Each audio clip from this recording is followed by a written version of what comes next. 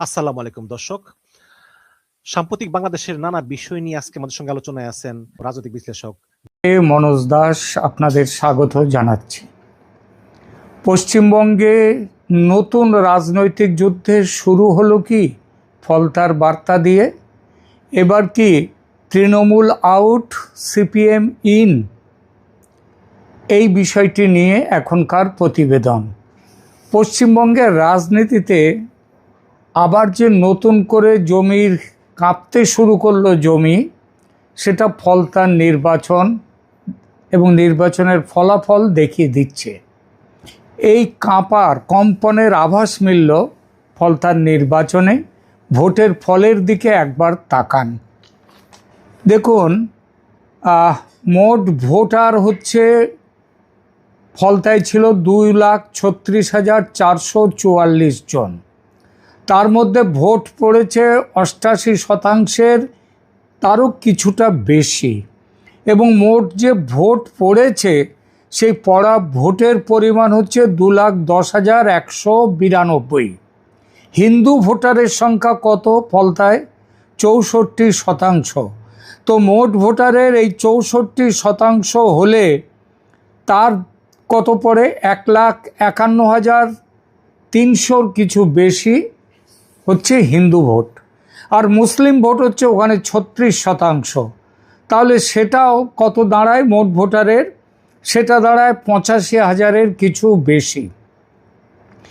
আর vote পড়েছে আগেই বললাম 88%-এর একটু বেশি, অর্থাৎ মোট ভোট পড়েছে 2,10,192। তো এর মধ্যে বিজেপি পেয়েছে কত ভোট? 1,49,666। এটা যদি শতকরা হিসেবে দেখানো হয়, যে ভোটের হিসাবের ওই যে 2,10,192 ভোট পড়েছে মোট, তার যদি শতকরা হিসেব দেখানো হয় তাহলে এটা আসে 71%-রও বেশি। কিন্তু হিন্দুর সংখ্যা ওখানে 64%। কিন্তু বিজেপির পক্ষে ভোট, অনেকেই বলেন যে বিজেপির ভোটটা পুরো হিন্দু ভোট প্রায় বিজেপিতে পড়েছে। পুরো তো পড়তে পারে না, কিছু তো বাদ যাবে। সিপিএম, কংগ্রেস, তাদেরও তো হিন্দু নেতা আছে অন্তত কিছু, তাদের ভোটটাও তো পাবে। ঠিক তেমনভাবে তৃণমূলে তো তারও তো কিছু হিন্দু নেতা আছে, সুতরাং তাদের ভোটটাও নিশ্চয়ই আলাদাভাবে বিজেপিতে পড়েনি। তাহলে একটা জিনিস এখানে দেখা যাচ্ছে, বিজেপি যে প্রায় 1,50,000 ভোট পেল, অথচ তাদের পাওয়ার কথা ছিল যদি 64% হিন্দু ভোটারের যদি সবাই ভোট দেয়, 64% হিন্দু ভোটারের যদি সবাই বিজেপিকে ভোট দিয়ে থাকে, তাহলে সেই ভোটের তার সংখ্যাটা হচ্ছে কত? সেটা খুব বেশি হলে 1,49,666 হতে গেলে হিন্দুদের 99% ভোটই পড়া দরকার বিজেপির পক্ষে। কিন্তু 99% হিন্দু ভোট এরকমভাবে তো বিজেপির পক্ষে আসতে পারে না।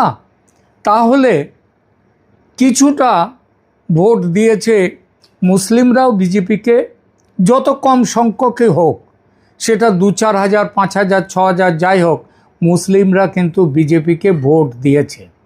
অর্থাৎ মুসলিমদের মধ্যে কিন্তু একটা কি বলবো, অন্য রকমের চিন্তাধারা জন্ম যে নিচ্ছে না, একেবারে তা নয়। এই কিছুদিন আগে ব্রিগেডে নরেন্দ্র মোদীর যে মিটিং হলো, সভা হলো, মানে শপথ গ্রহণের অনুষ্ঠান বলছি না, তার আগের যে সভাটা হয়েছিল, প্রচার সভা, সেখানে বহু মুসলিম, এমনকি মুর্শিদাবাদ থেকেও অনেক মুসলিম এসেছিলেন, এমনকি দক্ষিণ 24 পরগনা থেকেও বেশ কিছু মুসলিম এসেছিলেন, এবং তাদের ইন্টারভিউ পর্যন্ত বিভিন্ন সংবাদ মাধ্যমে দিয়েছে। অর্থাৎ মুসলিমদের মধ্যে একটা নতুন চিন্তাধারা যে জন্ম নিচ্ছে বিজেপি সম্পর্কে, সেটা যত ছোট হোক সেটা বোঝা যাচ্ছে। এই নির্বাচনে, ফলতার উপনির্বাচনের যে ফলাফল, তাতে দেখা যাচ্ছে সিপিএম, বিজেপি সেখানে পেয়েছে মোট ভোটের, প্রাপ্ত ভোটের 71.2%, যত ভোট দেওয়া হয়েছে তার। সিপিএম পেয়েছে 40,645, সেটা 19%-এর বেশি। কংগ্রেস পেয়েছে 10,084 ভোট, যেটা প্রায় 5% কাছাকাছি। টিএমসি পেয়েছে 3.7% ভোট, মোট ভোট 7,783। টিএমসি এরকম ভোটটা তার যে কমে যাবে এটা তো জানার কথাই ছিল, কারণ সংগঠন একেবারে ভেঙে গেছে। আর যদি টোটাল দেখা যায় যে মুসলিমরা মোট কত ভোট দিয়েছে, মুসলিমদের সংখ্যা আগেই বলেছি 36%, কিন্তু তারা ভোট দিয়েছে, মানে ভোট দেওয়ার জন্য এসেছিল কত, খুব বেশি হলে 30% মুসলিম, তার থেকে কিছু বেশি হবে, সেই ভোটটা বিজেপিতে গেছে। সব মিলিয়ে দেখা গেছে মুসলিমদের মধ্যে ওরা যে ভোট, মানে একবারে দলে দলে এসে ভোট দেওয়ার যে ব্যাপারটা এবং একটাই দলকে ভোট দেয়া, সেইটা ফলতার এই নির্বাচনে সেটা আর দেখা যাচ্ছে না। ফলতার মানে, এবং এখান থেকে যেটা অবজারভেশনটা, বড় অবজারভেশন, সেটা হলো যে বিজেপি অন্তত কিছু মুসলিম ভোট পেয়েছে, মানে মুসলিমদের ভোট সবাই বিজেপির বিরুদ্ধে এটা কিন্তু নয়। যদি বলা হয় ভোটের রেজাল্ট কিন্তু সেটা বলছে না। ফলতার পুনর্নির্বাচনের ফল শুধু একটা আসনের গল্প নয়, এটা যেন একটা সতর্ক বার্তা। তৃণমূলের সংগঠন কতটা দুর্বল হয়েছে, বিজেপি কিভাবে হিন্দু ভোটকে এক জায়গায় জড়ো করতে পেরেছে এবং কিছু সংখ্যক মুসলিমকেও তাদের মধ্যে নিতে পেরেছে, আর এরই মধ্যে সিপিএম কিভাবে আবার বিরোধী রাজনীতির মানচিত্রে নিজের জায়গা খুঁজে নিচ্ছে, তার একটা স্পষ্ট ইঙ্গিত দিচ্ছে ফলতার পুনর্নির্বাচনের এই ফলাফল। ফলতা আমাদের একটা কথাই বলছে, পশ্চিমবঙ্গের পুরনো রাজনৈতিক হিসেব আর আগের মতো চলবে না। একদিকে তৃণমূল কংগ্রেস, যাদের সংগঠন একসময় পুলিশ প্রশাসন, স্থানীয় প্রভাব আর বুথ স্তরের নিয়ন্ত্রণের ওপরে দাঁড়িয়েছিল, যাকে বাংলাতে বলা যায় ওই যে জাহাঙ্গীর ডায়মন্ড হারবার মডেল, সেই মডেলের ভিতটা এখন কাঁপতে কাঁপতে প্রায় ভেঙে যাওয়ার মতো হয়েছে। অন্যদিকে বিজেপি, যারা হিন্দু ভোটের ব্যাপক মেরুকরণ ঘটিয়ে নিজের পক্ষে জমি শক্ত করে নিয়েছে ইতিমধ্যে, এবং আগামীতে মুসলিমদেরও তাদের মধ্যে আকর্ষণের কিন্তু একটা সম্ভাবনা রেখে দিয়ে সেই জমি আরও শক্ত করতে চাইছে নিজেদের পক্ষে। বিজেপির অস্ত্র শুধু হিন্দুত্ব হলে চলবে না, রাজ্যের সার্বিক উন্নয়নের দিকে নজর দিতে হবে। আর এই দুয়ের মাঝখানে সিপিএম আবার ধীরে ধীরে বিজেপির বিরুদ্ধে সবচেয়ে গ্রহণযোগ্য বিকল্প হিসেবে নিজেদের তুলে ধরার সুযোগ যে পাবে, সেই স্পষ্ট সংকেত মিলল ফলতায়। এই নতুন সমীকরণটাই আজ পশ্চিমবঙ্গের রাজনীতিতে সবচেয়ে গুরুত্বপূর্ণ প্রশ্ন। ফলতার ভোটের দিকে তাকালে দেখা যায় সেখানে বিজেপি এমনভাবে হিন্দু ভোটকে একত্রিত করতে পেরেছে, যা তৃণমূলের জন্য ভয়ঙ্কর বার্তা। মেরুকরণ শুধু ভোটের সংখ্যায় নয়, এটা রাজনৈতিক মানসিকতার বদল। ভোটাররা এখন আর শুধু দল দেখে ভোট দিচ্ছে না, তারা তাদের নিরাপত্তা, পরিচয়, ধর্মীয় অবস্থান আর ভবিষ্যতের ভয় সব মিলিয়ে সিদ্ধান্ত নিচ্ছে। আবার বলছি, এই ভবিষ্যতের ভয় কিন্তু মুসলিমদেরও, বাংলার মুসলিমদেরও কিন্তু আলোড়িত করছে, যার জন্যে মুসলিমরা বিজেপির যত ভোট প্রাপ্য ছিল, বিজেপির পক্ষে 99% হিন্দুর ভোট পেয়েছে, এটা হতে পারে না। অর্থাৎ কিন্তু ভোট তো তাই দেখাচ্ছে, তাহলে মুসলিমরাও ভোট দিয়েছে বিজেপিকে ফলতায়। আর এই ভয়টা বিজেপি মুসলিমরাও, তার মানে ভয় পাক কিংবা ভালোবাসা, ভয়ে ভালোবাসায় যেটাই হোক না কেন, অন্ধ বিজেপি বিরোধিতার লাইন থেকে সরে আসছে। এই ভয়টা বিজেপিও খুব দক্ষভাবে ব্যবহার করতে পেরেছে। কিন্তু এখানে গল্প শেষ নয়, কারণ বিজেপির এই উত্থান শুধু তৃণমূলকে অনেকটাই রাজ্য রাজনীতির মানচিত্র থেকে যে শুধু বের করে দিচ্ছে তা নয়, সিপিএমকেও নতুন সুযোগ দিয়েছে। দীর্ঘদিন ধরে পশ্চিমবঙ্গে বাম রাজনীতি প্রায় কোণঠাসা হয়েছিল। 2011-র পর থেকে সিপিএমের সংগঠন ভেঙে পড়েছে, বহু জায়গায় তারা মাঠে ছিল না, অনেক নেতাকর্মী নিষ্ক্রিয় হয়ে গিয়েছিল, বিরাট সংখ্যক সিপিএম কর্মী তারা তৃণমূলে চলে গিয়েছিল। কিন্তু রাজনীতিতে শূন্যতা কখনো স্থায়ী হয় না। যখন তৃণমূলের বিরুদ্ধে ক্ষোভ বাড়ছে আর বিজেপির হিন্দুত্বের রাজনীতি হিন্দুদের মনে জায়গা করে নিচ্ছে, তখনই একই সঙ্গে মুসলিম ভোটারদের ব্যাপক অংশের মধ্যে আতঙ্ক তৈরি করছে। আর এই পরিস্থিতিতে সিপিএম আবার অল্টারনেটিভ হওয়ার স্বপ্ন দেখতে শুরু করেছে। এখানে সিপিএমের নতুন কৌশলটা গুরুত্বপূর্ণ। সিপিএম বুঝতে পারছে বিজেপিকে সরাসরি ঠেকাতে হলে শুধু ওই তাত্ত্বিক ধর্মনিরপেক্ষতার কথা বললেই হবে না, তাদের আবার মাঠে নামতে হবে, বুথে বুথে সংগঠন গড়তে হবে। মুসলিম প্রধান শুধু নয়, যে আসনগুলো মিশ্র আসন সেখানে বিশ্বাসযোগ্য উপস্থিতি তৈরি করতে হবে। বিশ্বাসযোগ্য অর্থ হিন্দুদের কাছে তৃণমূলের মতো কমিউনিস্টরাও হয়ে গেছে যে এরা Hindu haters and Muslim lovers. সুতরাং একই সঙ্গে হিন্দুত্বের বিরুদ্ধে নিজেদেরকে একটা শক্তিশালী রাজনৈতিক প্রতিপক্ষ হিসেবে তুলে ধরার চেষ্টা যেমন করতে হবে সিপিএমকে, তেমনিভাবে তাদেরকে হিন্দুরা যাতে পুরোপুরি তাদের বিরুদ্ধে না যায়, হিন্দু মানসিকতাটাকেও তাদের খেয়াল রাখতে হবে। অর্থাৎ সিপিএমের সামনে এখন দুটো পথ খোলা। এক, তারা বিজেপির বিরুদ্ধে নীতিগত লড়াই করবে। দুই, তারা তৃণমূলের ভাঙা জমিতে দাঁড়িয়ে নিজেদের নতুন করে পুনর্গঠন করবে। মুসলিমদের তারা বোঝাবে এই রাজ্যে মুসলিমদের আসল বন্ধু তারাই। তৃণমূল গত 15 বছর মুসলিমদের দিয়ে শুধু হুলিগ্যানিজম করে গেছে, দুর্বৃত্তের রাজনীতি করে গেছে। আর সিপিএম তাদের আমলে বর্গা আইনের মাধ্যমে মুসলিম কৃষকদের জমির অধিকার দিয়েছে, তাদের আইডেন্টিটি দিয়েছে। ফলতাই এই প্রচার সিপিএম করেছিল। তারা যতটা সম্ভব জোরে সোরে এই প্রচার করেছিল যে রাজ্যের মুসলিমদের কার জন্যে সিপিএম যা করেছিল তৃণমূল তার কিছুই করেনি। আর তার ফলে ভোটের যে ফলাফল তাতে একটা সোনালি রেখা দেখতে পেয়েছে। সিপিএমের যে মোট 24,000, সিপিএম যে মোট ভোটটা পেয়েছে 40,645 ভোট, তার বেশিরভাগ ভোটই মানে প্রায় সবটাই হলো মুসলিম ভোট। হিন্দু ভোট খুব খুব সামান্য তারা পেয়েছে।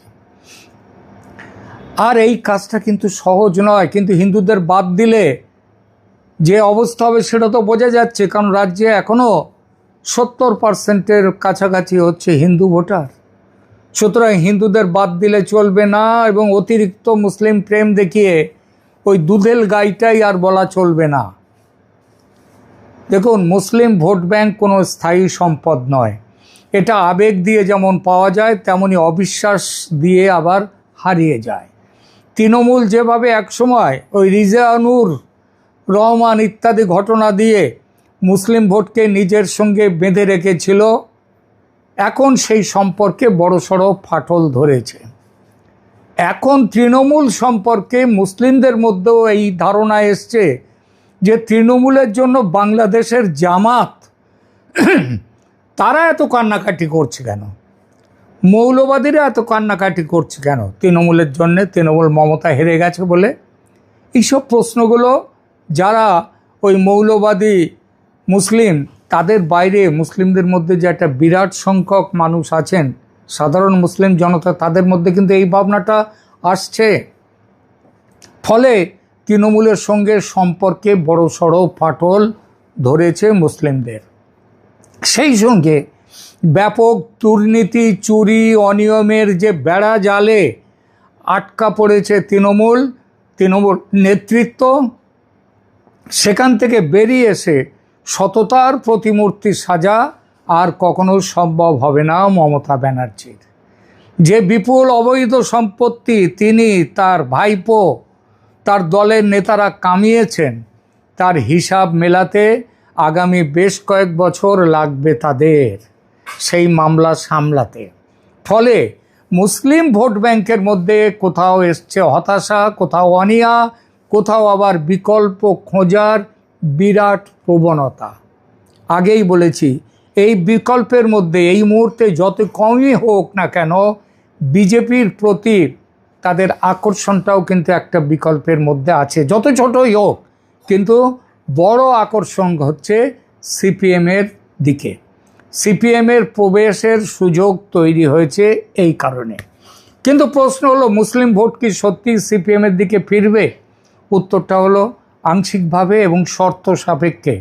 মুসলিম ভোটারদের একটা বড় অংশ আজ বিজেপির হিন্দুত্ববাদী রাজনীতির বিরুদ্ধে নিরাপদ আশ্রয় খুঁজছে। তৃণমূলের ওপর আস্থা চলে গেলে তারা নতুন বিকল্পের দিকে তাকাবে। কিন্তু সেই বিকল্প হতে হলে সিপিএমকে শুধু বিজেপির বিরোধিতা করলেই হবে না, আস্থা অর্জন করতেও হবে মুসলিমদের। আর এই আস্থা তৈরি হয় সংগঠন, স্থানীয় নেতৃত্ব এবং ধারাবাহিক উপস্থিতির মাধ্যমে। বুলডোজারের বিরুদ্ধে লড়াই করতে গেল কলকাতা পুরসভা, কিন্তু সেখানে পাশে এসে দাঁড়ালো যার বাড়ি ভাঙতে গিয়েছিল, বেআইনি বাড়ি, বেআইনি কারখানা, তার পাশে এসে দাঁড়ালো সিপিএম। গোহত্যার আইনকে আদালতে নিয়ে গেল কে? সিপিএম। আগে থেকেই রয়েছে এনআরসি নিয়ে সিপিএমের বিরোধিতা, অনুপ্রবেশকারীদের সপক্ষে অবস্থান, অর্থাৎ জমিতে নেমে পড়েছে সিপিএম। এখন দরকার শুধু লড়াইতে নামা। এতদিন তৃণমূলের জন্য যেটা করতে পারছিল না, সিপিএম যদি সেটা করতে পারে তাহলে তারা পশ্চিমবঙ্গের বিরোধী রাজনীতিতে আবার বড় বড় খেলোয়াড় হয়ে উঠতে পারে।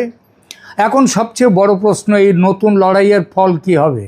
সম্ভবত সামনে পশ্চিমবঙ্গে রাজনৈতিক সংঘর্ষ আরও বাড়বে, কারণ তৃণমূল ভাঙলেও মচকাবে না, তারা তাদের জমি ছাড়তে চাইবে না। একেবারে মুছে যাওয়ার ভয়ে তারা চাইবে নিজের হারানো জমি ফিরে পেতে। দখলের লড়াই তীব্র হবে তৃণমূল এবং তৃণমূলের বিরুদ্ধে সিপিএমের সঙ্গে। রাজ্যে প্রথম ও দ্বিতীয় যুক্তফ্রন্টের কথা যাদের মনে আছেন তারা দেখবেন যে সেই 60-এর দশকে আমি তখন সুন্দরবনের অভ্যন্তরে একেবারে ভেতরে একটা স্কুলে তখন আমি মাস্টারি করতাম, শিক্ষকতা করতাম। 60-এর দশকে প্রতিদিন ওখান থেকে নৌকা করে ডেড বডি চলে আসতো বসিরহাট। বসিরহাট হচ্ছে মহকুমা শহর, সেখানে। কেন? এই ডেড বডি কাদের? সিপিআই সিপিএমের লড়াইয়ে যে সাধারণ মানুষগুলো মরেছে তাদের। এই লড়াই আমার সামনেও ঘটেছে, আমার সামনে, আমি তার মধ্যে থেকেছি, এমনভাবে মাঝখানে পড়ে গিয়েছিলাম। তো যেভাবে দখলের লড়াই তখন করতো সিপিএম ও সিপিআই, তেমন লড়াই হবে টিএমসি আর সিপিএমের মধ্যে আগামী দিনে। বিজেপি চাইবে মেরুকরণের এই ঢেউ আরও এগিয়ে নিয়ে যেতে। তাদের লড়াই সিপিএম টিএমসি দুয়ের বিরুদ্ধে। সরকারে বিজেপি তারা শক্ত হাতে আইনের শাসন রাখতে চাইবে। ফলে টার্ফ ওয়ার করাটা সেই অন্তত 60-এর দশকে যেভাবে সিপিএম এবং সিপিআই এর মধ্যে টার্ফ ওয়ার হতো, সেটা আর এখন হতে পারবে না, কারণ এখন শক্ত আছে এখানকার প্রশাসন। আর সিপিএম চাইবে, তাহলেও সিপিএম চাইবে এই দুই শক্তির মাঝখানে নিজেদের, মানে বিজেপি এবং তৃণমূলের মাঝখানে নিজেদেরকে বিকল্প মুখ হিসেবে প্রতিষ্ঠা করতে। তার জন্য নতুন কৌশলের সন্ধান তাদের করতে হবে। শুধু মুসলিম প্রেম একচ্ছত্রভাবে যে ভুলটা করেছিলেন মমতা বন্দ্যোপাধ্যায় কালীঘাটে পুজো করেছেন, ইত্যাদি করেছেন, কিন্তু সাধারণ হিন্দুদের মধ্যে এমন ধারণাও এসে গেছে যে মমতা বন্দ্যোপাধ্যায়, এই প্রশ্ন এসে গেছে, তিনি কি আদৌ হিন্দুর মেয়ে, ব্যানার্জি পরিবারের মেয়ে, নাকি তার রুট অন্য কোথাও? আর সিপিএমও সেই পুরনো বস্তা পচা দুনিয়ার মজদুর এক হও স্লোগানে, এই স্লোগান দিলে মানুষ আর ভুলবে না, কারণ 34 বছরের সিপিএমের এই স্লোগান সিপিএমকে দেখার পর ওই দুনিয়ার মজদুর এক হও এই বলতে বলতে সমস্ত শিল্প তুলে দেয়া, এই রাজনীতিতেও সিপিএম আর দাঁড়াতে পারবে না। ফলে রাজনীতি আর শুধু নির্বাচনী প্রতিযোগিতা থাকবে না, এটা হয়ে উঠবে জমি ফিরে পাওয়ার লড়াই, পরিচয়ের লড়াই এবং সংগঠন ফের বানানোর লড়াই। আর এই লড়াইয়ের সবচেয়ে গুরুত্বপূর্ণ জায়গা হবে মাটি, বুথ স্তর, পঞ্চায়েত, স্থানীয় কমিটি, প্রার্থী নির্বাচন, সংখ্যালঘু এলাকায় গ্রহণযোগ্যতা, হিন্দু মুসলিম দুপক্ষের মধ্যেই রাজনৈতিক বিশ্বাসযোগ্যতা, এই সব কিছুর ওপর নির্ভর করবে আগামী দিনের পশ্চিমবঙ্গ। ফলতা হয়তো একটা ছোট আসন, নিশ্চিতভাবেই ছোট আসন, কিন্তু ছোট আসন অনেক সময় বড় ভূমিকম্পের আগে যে কম্পন, সেই কম্পনটা দেখিয়ে দেয়। এই কম্পনই বলছে, ফলতার কম্পন, যে পশ্চিমবঙ্গে রাজনৈতিক যুদ্ধ আবার নতুন করে শুরু হচ্ছে। তৃণমূলের একচেটিয়া দখল দুর্বল হচ্ছে, বিজেপি হিন্দু ভোটকে আরও বেশি গুছিয়ে নিচ্ছে, আর সিপিএম বহু বছর পর আবার নিজেদের বিকল্প হিসেবে তুলে ধরার দরজা খুঁজে পেয়েছে। এখন দেখার বিষয় এই দরজা তারা সত্যিই খুলতে পারবে কি না। কারণ রাজনীতিতে সুযোগ সব সময় আসে না, কিন্তু যখন আসে তখন তাকে ধরতে না পারলে ইতিহাস আবার অন্য কোনো পথে চলে যায়। এখনকার মতো এখানেই রাখছি। যদি আমাদের এই এপিসোড ভালো লেগে থাকে অবশ্যই লাইক দিন, কমেন্ট করুন, এবং এখনও সাবস্ক্রাইব না করে থাকলে দয়া করে সাবস্ক্রাইব করুন ক্যালকাটা ডায়ালগস, পাশে থাকুন। ধন্যবাদ।